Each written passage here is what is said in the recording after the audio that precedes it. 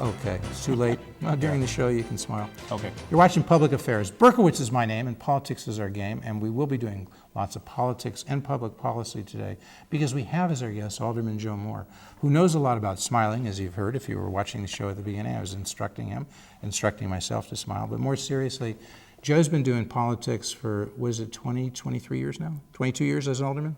22 years as alderman, but I was doing politics long before. All your life. Pretty much all my life. You grew up in Evanston, so I hate to say that because, you know, Paul Simon, the late Paul Simon was here. He said, I think he was born in Oregon. He said, but you don't necessarily have to tell people that. This is long after he was a U.S. Senator, and I think politicians always want people to think they are from the jurisdiction from which they're elected. You would admit, though, you didn't grow up in Chicago, but you have been in Rogers Park, which is in your ward for what, the last 30 years? I was born in Chicago. First 10 years of my life was raised in the southwest side in the Oak Lawn community. You share that with Rahm Emanuel. You both were born in Chicago, raised early on in Chicago. He went to New Trier Township, to Wilmette. You went to Evanston, right? Yeah, my family moved to Evanston when I was 10. See what you learn on public affairs, the close similarities between, this explains why you and Rahm are kind of brothers under the skin, right? That could be. Okay. Well, very seriously, North Shore. Jumping right ahead, are you and Rahm really brothers under the skin? Do you basically share the philosophy of Rahm Emanuel? Well, I don't exactly know what the philosophy of Rahm Emanuel is. Seriously? I mean, like he was White House Chief of Staff, you know, well, what else? He was a congressman. He worked hard to get Bill Clinton elected, to get Mayor Daley elected. You don't know this stuff? Do I have to tell you everything? Let me rephrase that. Okay. I don't know what you think Rahm Emanuel's philosophy is. What do you think Rahm Emanuel's philosophy is? Well, I think he's adopted a very pragmatic approach, at least certainly as mayor of the city of Chicago, and it's something that, by and large, I have found to be something that I could support. Really? So, and you're sort of the titular head, I think is how we put it, of the Paul Douglas, excuse me. That's right. Had Paul Simon on my head. You are the titular head of the Paul Douglas Alliance. Some people call it caucus. You say it's the Paul Douglas Alliance. Well, our official name is Paul Douglas Alliance. If you want to call us a caucus, that's fine. But we're a group of... Carol Marine, a few months ago, it seemed like you were both in the news, the Progressive Caucus, the Paul Douglas Alliance. I think she may have had, maybe even you on the show talking about it. Why do we have these two groups? I think she used the word caucus, and people would look at it as two kind of left-wing caucuses. Why do they need to? What's the difference between the Paul Douglas Alliance and the Progressive Caucus? Well, see, Carol Marine couldn't get an answer. Joe, you're going to show how effective Jeff Berkowitz is. You're going to give me an answer, right? Well, I thought we gave Carol Marine an answer too. Really? We both, my good friend Carol Marine, I'm sure you got the answer. We both share the same progressive philosophy. Where we may differ is in a matter of approach. And I have found that under this mayor, Mayor Emanuel, he adopts a more pragmatic, collaborative approach. I know his reputation can be that of my way or the highway, but in reality, I have found him open to suggestions, more than willing to do things in a more transparent fashion than the previous administration. And so with that new would be approach, the Richard M. Daley administration for those who Richard don't M. follow Daley us, okay. administration. The man who was there for 22 years, and there was a brief hiatus of 13 years between his administration and his father's, Richard J. Daley. So for something like 44 out of the last 58 years, there's been a Daley sitting in the mayor's chair. For a majority of my life, you're a young man. You're only 54 years old. Chicago. Right. Yes. The first 18 years of my life, for example, the only mayor I knew was a mayor named Daley. Right. I think people used to say they thought Mayor Daley was one word. Like it wasn't Mayor Daley, it was just like Mayor Daley. And people would say Richard J. Daley. It really was 3 syllables, too. Is that Mayor Daley. Mayor Daley, okay. But seriously, so there was a Daley there. It was a formative part of your life. Then there was another Daley. You were alderman, of course, much of the time, almost 20 out of the 22 years that you were an alderman. Richard M. Daley was Richard mayor. M. Daley. And so you were elected in what, the end of the... Elected in 1991.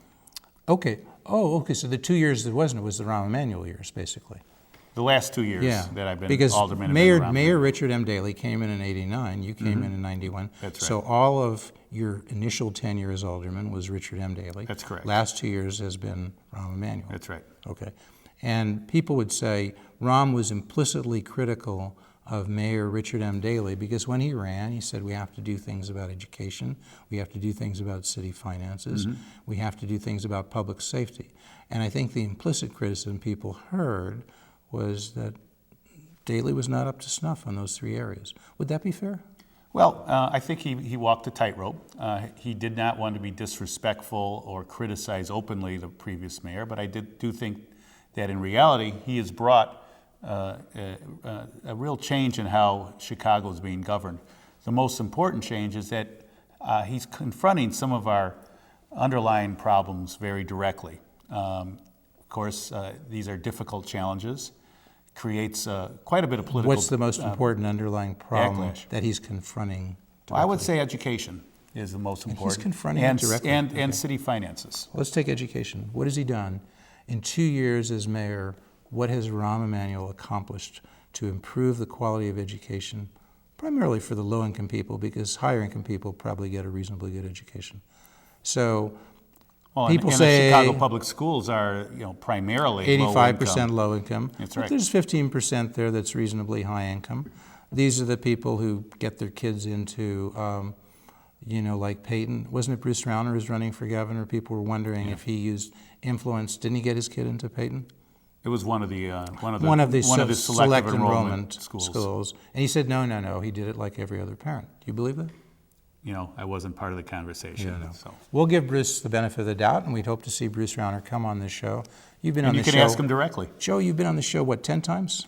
know, Numerous times, it- right? Not lately, but you've been on before, Been a right? while since you had me on. But I I was have getting tried my to. feelings Okay. were being hurt. At least 4 or 5 times, don't you think? Mm-hmm. Don't you think Mr. Rauner should be coming on this show? I think he would enjoy it, as I always enjoy it. There you go. And Okay. and he probably is much closer to your political philosophy than I am. No, I'm fair and balanced. No, I don't have a political philosophy that I. Why are you laughing? Bruce Rauner, everybody would know, is one of the Republican candidates for governor. He's come into the Republican primary, which is in March of 2014. He's getting a good start now. He's got a lot of money. He's got a lot of money. He's But you never know what? held In office Illinois before. politics, the candidates who try to buy their way into office generally don't do very well. I mean, you look at historically Al Holfeld. Who else is? There are a bunch of folks Peter on Fitzgerald. your side. Peter Fitzgerald. Not Peter Fitzgerald. my side. My side is to be balanced. Balanced and fair. I That's right. understand. Yeah. Do Just I- like that news Joe, network. No, but do I challenge Republicans and Democrats? Do you watch my show? Because I do.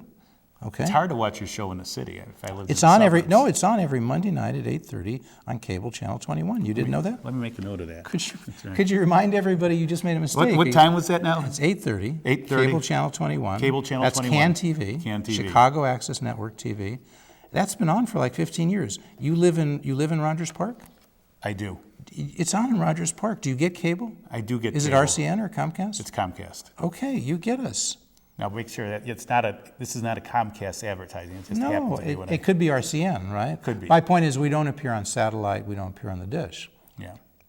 If you're watching Well, this I'm in gonna have to Chicago, rectify tell your this. friends we air in 34 Chicago metro suburbs. It includes Winnetka and Wilmette and so forth, but we're not just North Shore. And I'm going to have to finally figure out how to We are in record Rockford. programs. We on are in TV. Aurora. We are at youtube.com/publicaffairs.tv. Joe, you were just telling me, don't be old-fashioned. Don't look. I was looking at print, so look at the web. You can watch us on your smartphone, okay? Right? That's great. We got a little bit off beat here, okay? Let's get back to, we were talking about education, seriously. Mm-hmm. And you were talking, Rahm has done things. I was just wondering, what's he done in education Well, in 2 years? let's look at one of the things he did right off the bat, which was extend the school day. Chicago Public Schools had a obscenely short school day. How One much, of the did he, how much shortest- did he extend it to at the end of the day? He had to negotiate that. Well, He was opposed everything- by the teachers' yeah. unions. They wanted more money. Did he come up with more money? What did he get? What was the day and what did he get? It was a 6.5-hour day. It was? Are you sure of that? Okay. And he got, what, a half an hour more? He got a half an hour. I thought it was 5 hours and 45 minutes, and he went to 6.5. We'll have to find out. But you're saying roughly you think he got a half hour more. Mm-hmm. I think he wanted an hour and a half more. He only got a half hour more. And he had to pay for that, right? And he had to pay for that with money he doesn't know where he's going to get, right? Well, I mean, you're the let's alderman. see. We'll Did see he, what did he, it- did he, let's- am I just making this let's stuff see, up, or let's did see this what happen? happens down in Springfield and whether they finally fix the teacher pension mess so that Excuse Chicago me, I Public interrupted Schools- you. You said one thing he got was a longer school day, which sounds like about half an hour. What else did he do? Well, he is attempting to change the culture of the schools to really change what's really been a sort of a sense of status quo. Now, Mayor Daley did as much as he could, and there were some successes in the elementary schools, but the problems are still intractable. You still have graduation rates that are abysmally low. They're getting better, but they're still abysmally low. But 2 You years have into his academic administration, well- how has he changed the status quo? In 2 years, he's, what you're telling me, he'll start next year at the longer school day. Well, right now, So for the first 2 years, he didn't have a longer school day, but next year he'll have a half an hour more. That's one thing he's done. Now you're saying he's changing the status quo, but what has he done to Well, change the status quo? look, I'm just playing devil's advocate here, no, you know? yeah, and I'd be happy to answer the question. First, mayor, confront the fact that there are schools in this city that are underutilized, and to take the very difficult and politically risky effort of closing schools. Not a pleasant thing, a very unpopular thing in those communities, but something that has to be done if we're going to restore fiscal stability into our public school system. Do I agree that it was done, would I have done it maybe a little bit differently? Would I have used a little more inclusive process? Yes. But the bottom line is, he's confronting the fact that we simply cannot continue down the same road. That there are schools, particularly in That's the best example you in a give. particular- well, that is That he's closing about 50 schools that involve about 30,000 students.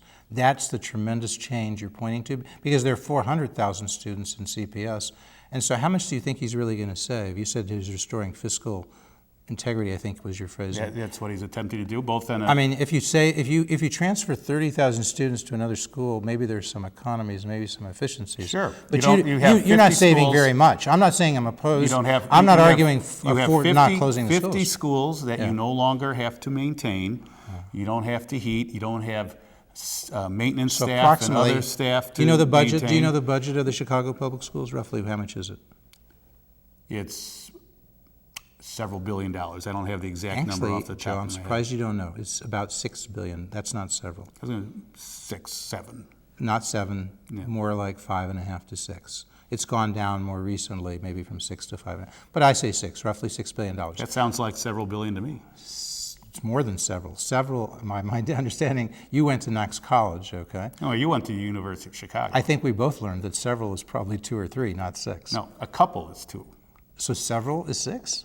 Well, we'll have to argue that another day, and if I'm wrong, I stand corrected. The main thing is it's $6 billion, and you're probably, what's your savings there by transferring 30,000 students and closing 50 schools?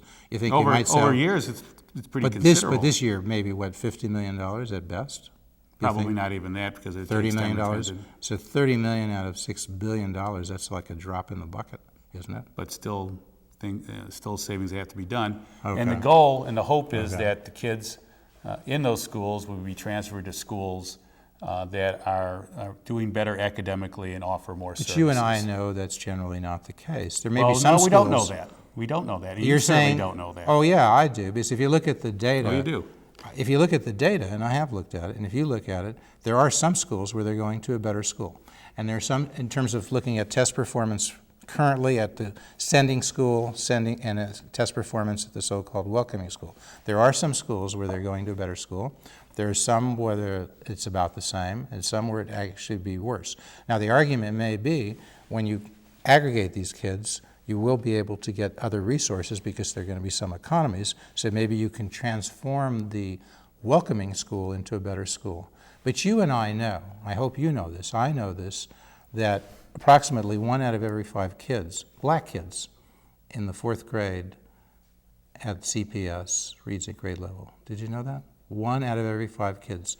If you have a kid and you're a low-income person and you're black and you're in CPS, there's only a 1 out of 5 chance that your kid in the 4th grade is reading at grade level. Did you know that? I know it's not acceptable. I Robin didn't have the Staines would exact agree with me statistic. approximately at that statistic. You know Robin, she's at Advanced Illinois. If you don't trust Jeff Berkowitz, I'm sure you trust Robin, right? No, I don't.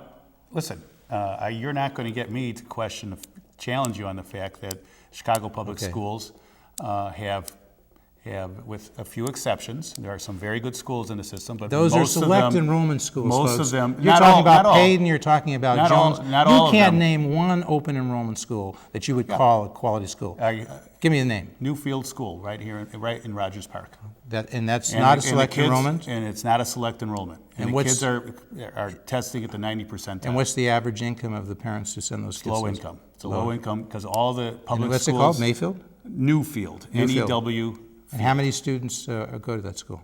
about 300 or 400. Okay, can you name any other schools that are doing well as a traditional public school, open enrollment? And I'll look up that, Newfield, you said? Newfield. Okay, we'll look that up. on glad Morse to learn that. Avenue. I'm glad to look that up, and that's in your ward, right? It's in my ward. You're like a proud parent, you're a proud legislator.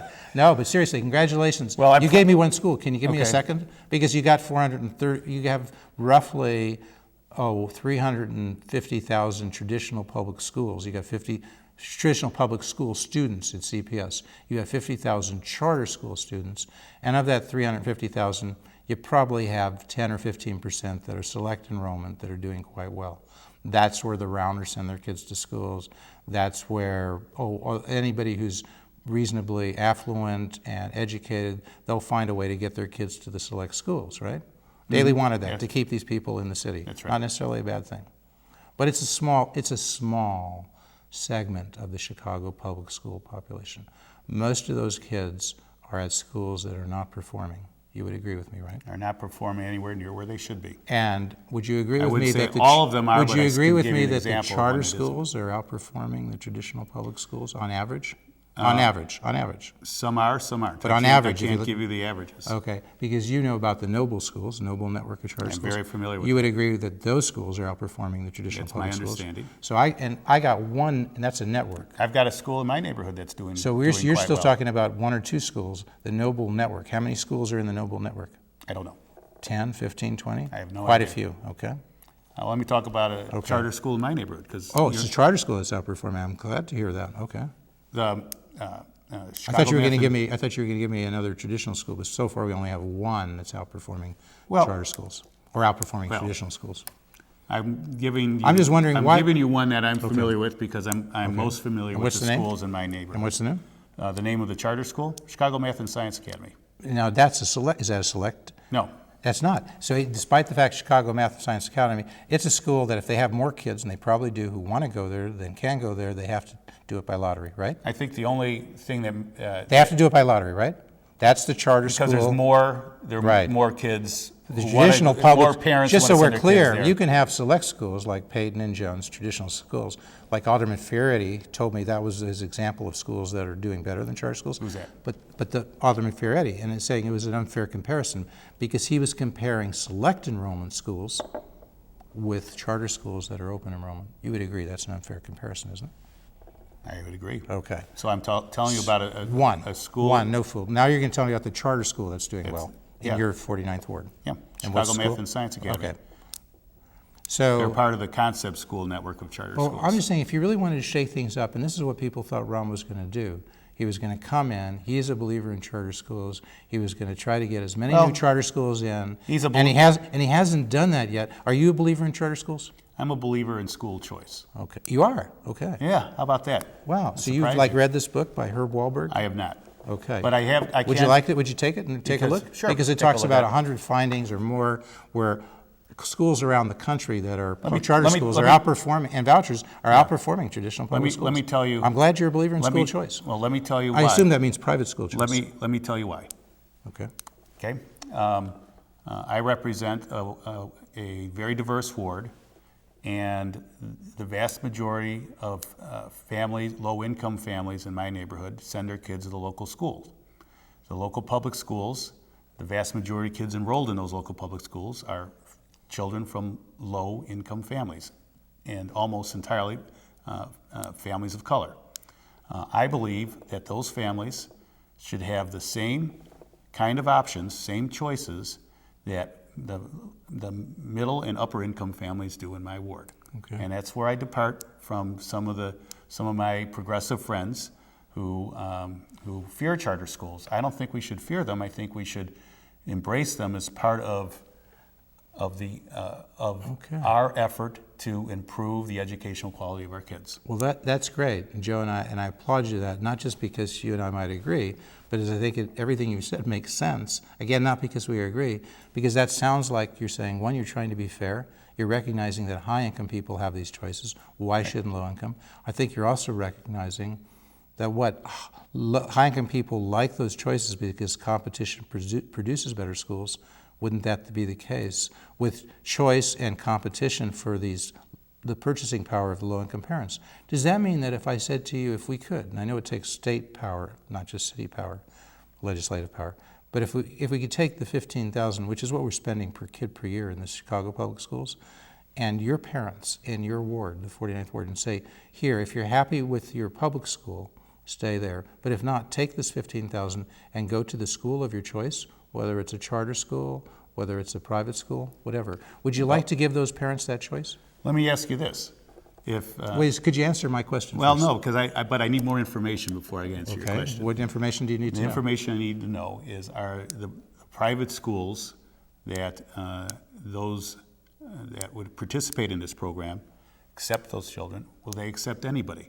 Will they accept special needs kids? Will they accept special education kids?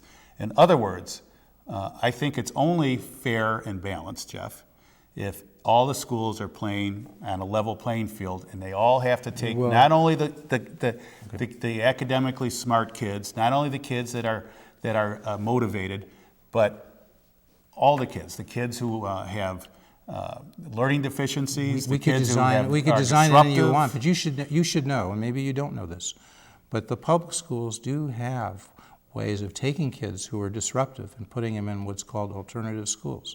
So kids can be expelled from the public schools. Yeah, I agree with that. I don't mean so much in this. I disruptive would kids. say But- give them the same choices with the one caveat. But those I think schools, if those there schools are are going public to get, schools. There are public those schools are going to get tax dollars. Yeah. Those schools are going to have to accept the same kids that the public schools accept. They would have the They same. can't be but they should have. selective. They can't be Well, discriminating you on have, who they you have, take. There is a difference between public and private schools and how they operate. There's a difference in terms of how they negotiate contracts with teachers. There's a difference between how they set the curriculum and so forth. Mm-hmm. If you're saying to me you want to exactly impose all of the Soviet Union Politburo type that we have coming out with the Chicago public schools. No, you didn't hear me say that. No, but I'm saying, but if you want everything. You didn't hear me say that. What you heard me say is that they have to take special ed all kids, the kids that the public in the schools same have to in the take. same sense that, but I've just said the caveat is that public schools don't always take every special ed kid. There are some kids that are served a lot better at a school that has better resources. That's number one. And the fact that they simply accept them, anybody would know. Winnetka Public Schools, which is outside CPS, for a while was kind of a magnet school for special ed kids. Why? Because they had better resources. And so if people had the money to buy a house in Winnetka, they could get a better education for their special ed kid. You see my point? Again, it's There's a based variation. on who your what There's your no, income but is. right, and I'm saying is, but you have to. If you want to design a system that allows competition, you can try to impose these conditions, but try to do it in a rational way that benefits the consumers. Because you don't want to make every school exactly the same. You want to have certain conditions you can do, but you don't want. Some schools will excel perhaps in reading, some might in science. And some will excel in dealing with special ed kids. And some will deal with. My only principle, Jeff. Because my focus is on the that- kids. Your focus seems to be on trying to see how do we set up a structure that is exactly equal. And I'm saying if you and I can figure out to get a structure that benefits kids in terms of teaching kids how to read at a higher rate than CPS does, shouldn't we try to do that? Because we're focused, your focus and my focus should be on the kids, not on setting up a school system. And that is my focus entirely. Okay. That the kids, whoever they are, if you're going to have true choice, Right. and I don't, and devil is always in the details, No, but we're Joe, talking, you and I, we'll we'll work this out in a way that's fine. Yeah. It's a half-hour If program. If you're going to have true It's a half-hour choice, program. If you're going to so. have true choice, then any kid of of any family should be allowed to go to any school of their choice. As long as assuming that they are that they abide by the rules In the and aren't same way disruptive that in the right, classrooms. right. But if, Because the you public know, schools can expel these kids, they can suspend them, they can send them to alternative there's a- schools. So I'm just they have saying. a lot more rules in place that prevent them from easily kicking a kid out. We're almost running out of time. We wanted to get to some other issues. Okay. I'm glad you're for school choice. We can iron out the kinks another day. We got to get to the parking issue. That's very important. Did you folks, you're an alderman there, did you just screw up initially? Here you took a deal, parking, and you gave it to somebody. It obviously wasn't the highest bidder. You gave it to somebody that didn't pay the true value, and now you have Rom running around seeing if says he can make lemonade out of some lemons. And so now he says, okay, tell you what, you can have free Sundays, which is completely stupid because you're not using. I'm sorry to say that, Rom, because you're not using price to ration at all. Even the business people know that's stupid because people are going to have their cars and just let them sit there because they're not being charged anything. Whenever you give something away and make it free, you have abuses. So you don't want to do what Rom did. Why did he do that? I don't know. But it's not an intelligent thing. If Rom had ever taken a course in economics instead of majoring in dance, maybe he would know this. Well, let me tell you this. With all due respect, Rom. I agree that. Are you in favor of the free parking? Do you think that was a good way to go? Well, are you in favor of extending the parking let me rates say from what 9 I to said on the 12? floor of the city council, which is that if I were to do the deal, I would have left the whole free parking, free Sunday swap alone. I just would have So left why that don't you alone. vote for it then? Why don't you tell them to come back and Because- redo it? Well, Where's your backbone? $1 billion. What? $1 billion. Because the most important part of that, Well, they didn't. The parking most people important didn't. They didn't Jeff, want. They didn't want. the most They important didn't part give of up the that $1 billion deal- for the free parking. They gave No. it to get it for the higher rates or for the longer period. The most of metered parking in certain areas. The most important part of that deal is that they negotiated, the mayor, the administration, negotiated a recalculation of the formula for what the city would owe when they take meters offline. It's they a close pittance it. of the whole deal. And if you want the $1 $1 billion, billion is not a pittance. No, but that if you was want- the potential tell them to liability. go negotiate it a better way that doesn't have free that parking. was Tell in- them to negotiate a better way that doesn't have free parking. You That can was go the back and potential. renegotiate it. You Well, can do it something else. here was the concern. It doesn't have to be my way or the highway. You said Here was- Rom doesn't do it. here was the Say you con- made a mistake, go back and revise it. Here was the Isn't that concern. what you're supposed to do? Here was the concern, and I based on my years of practicing law, when you got a deal, if you go back, and it's a deal that you think is very favorable to you, because on balance, this is a really good deal for the city taxpayers. Couldn't you say go back and Is- redo it and change some things If and you, keep if the you, billion and if do you other open things? up the deal after it's been basically Oh, signed, so you're afraid you then- can't do it, yeah. yeah, that their side will say, So- well, then what if we're going to negotiate the deal? Then let's look at the Progressive formula. Caucus en masse basically disagree with you. Half of your alliance disagree with you. Really, Joe, if you're really going to stand up to we're going to continue to speak as the credits roll today. First, I want to thank our guest, Alderman Joe Moore, so much for coming. We're just about out of time. Will you promise to come back a lot sooner? Of course. Okay. Bring me Will by you promise to anytime. be watching Public Affairs every Monday night at 8:30 I'll on take Cable notes. Channel 21? What is it you want to tell people that you didn't get to? Anything. Anything at all. Right now, you got 10 Well, seconds. I would encourage them to go to ward49.com and learn about our participatory budgeting process, where I literally turn over $1 million of discretionary money I have and let the people decide by popular vote how to spend that money. It's democracy.